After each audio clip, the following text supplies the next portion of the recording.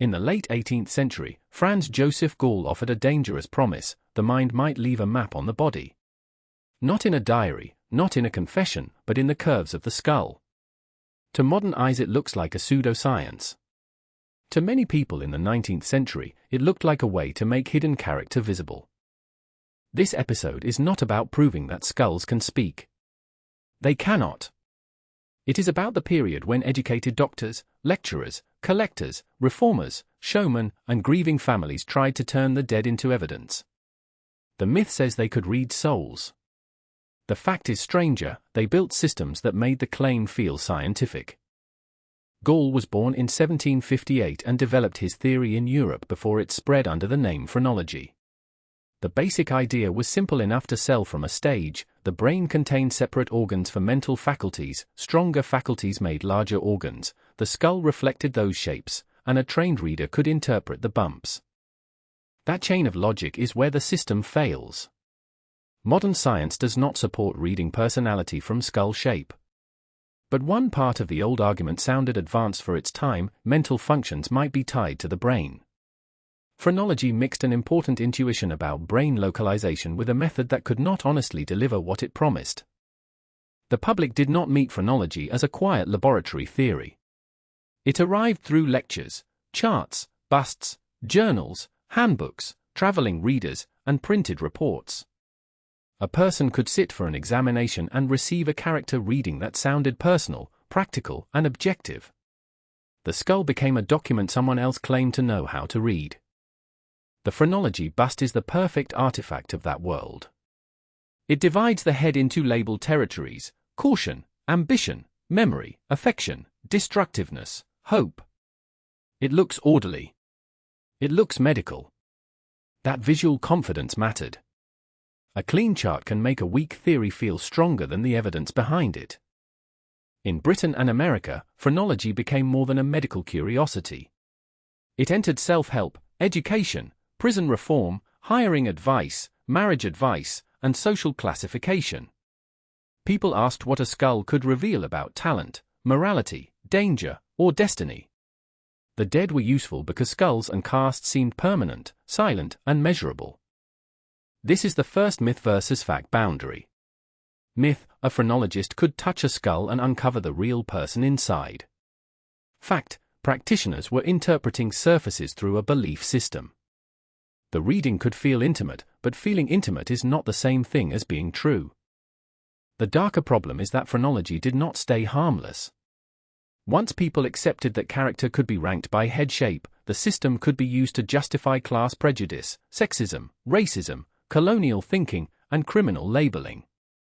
A false map of the skull became a false map of human worth. Some 19th-century readers treated phrenology as improvement: know your weak faculties, train your mind, choose the right work. Others used it as a sorting machine. The same chart that promised self-knowledge could also turn another person into a specimen. That is why the story belongs in Midnight Vault. The horror is not a ghost. It is a bad idea wearing the costume of measurement. There were critics early on. Medical opponents challenged the evidence, and later experimental work damaged the claim that skull contours could reveal mental organs. Phrenology survived anyway because it was portable, dramatic, and easy to understand. A public that wanted certainty could buy certainty by the reading. By the middle and late 19th century, the hunger to read hidden things moved in other directions. Spiritualism promised communication with the dead. Psychometry claimed that objects could hold impressions from people or events. Mediums, investigators, and believers argued that memory might cling to matter itself.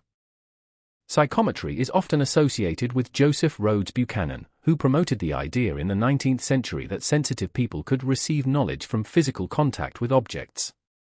The claim is not accepted as a scientific method. But historically, it matters because it moved the reading from skulls to things: a letter, a stone, a relic, a sealed object, a possession from the dead. The myth version says the object speaks. The fact version says people built rituals around contact, suggestion, grief, and interpretation. A watch that belonged to a dead man could become a stage. A lock of hair could become a signal. A skull could become a screen onto which the living projected the answer they needed. Spiritualism grew rapidly after the Fox sisters' famous claims in Hydesville, New York, in 1848. Raps, table movements, trance messages, spirit photographs, and seance rooms promised that death was not final.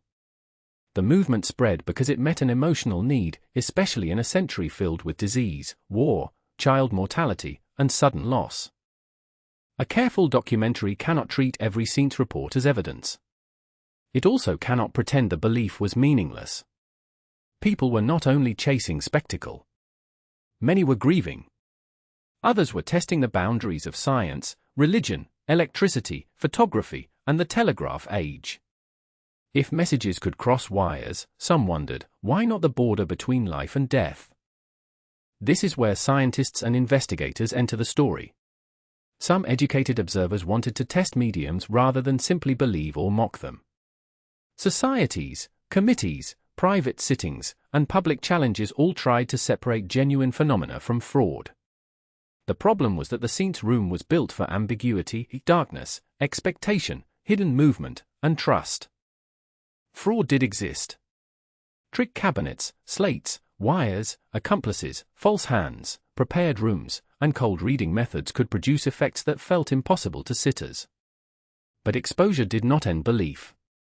For someone who had lost a child, a spouse, a brother, or a friend, the possibility of one more message could outweigh a dozen warnings. Harry Houdini became one of the most famous opponents of fraudulent mediums in the early 20th century.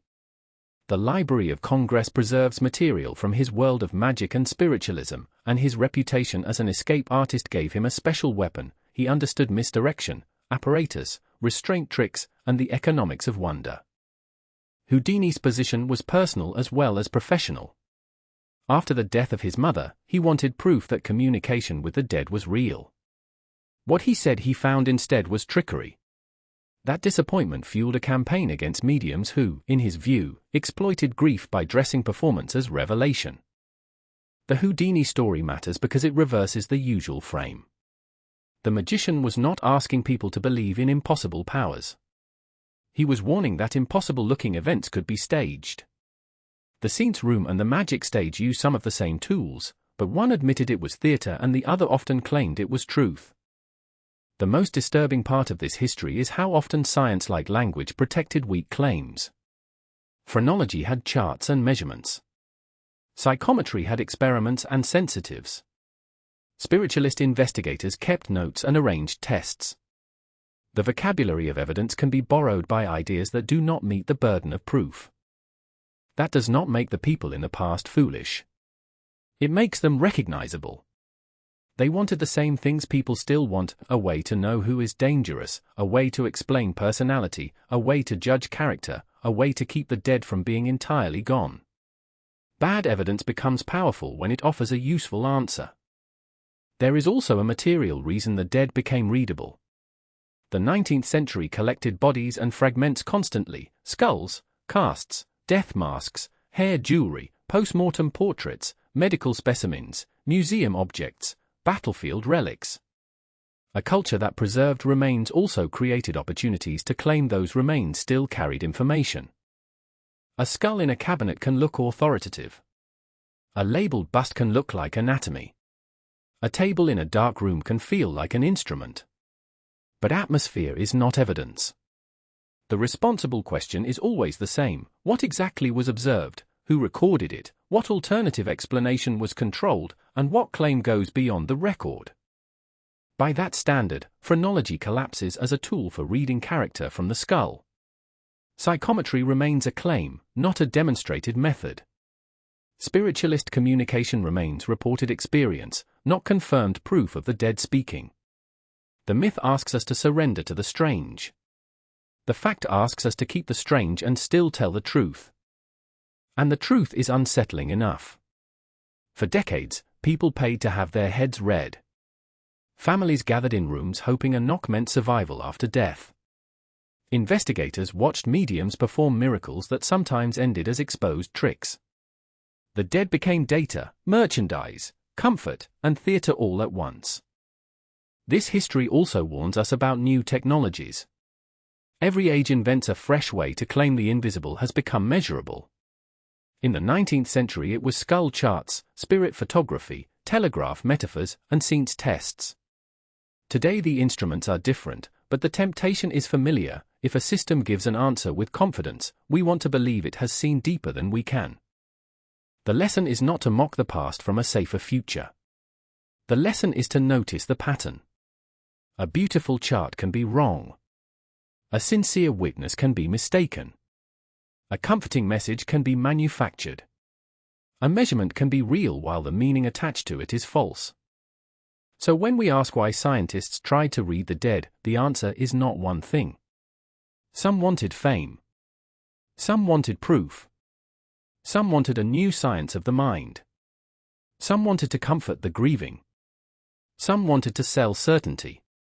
And some wanted to expose the whole performance before it hurt more people. In the end, the skull did not confess. The object did not preserve a reliable voice. The seance table did not become a telephone to the grave.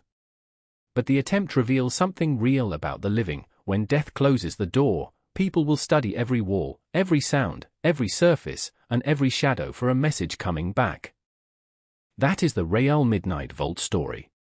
Not that the dead were successfully read, but that a century of educated people built machines, charts, rooms, and rituals around the hope that they could be. The evidence failed. The need behind it did not.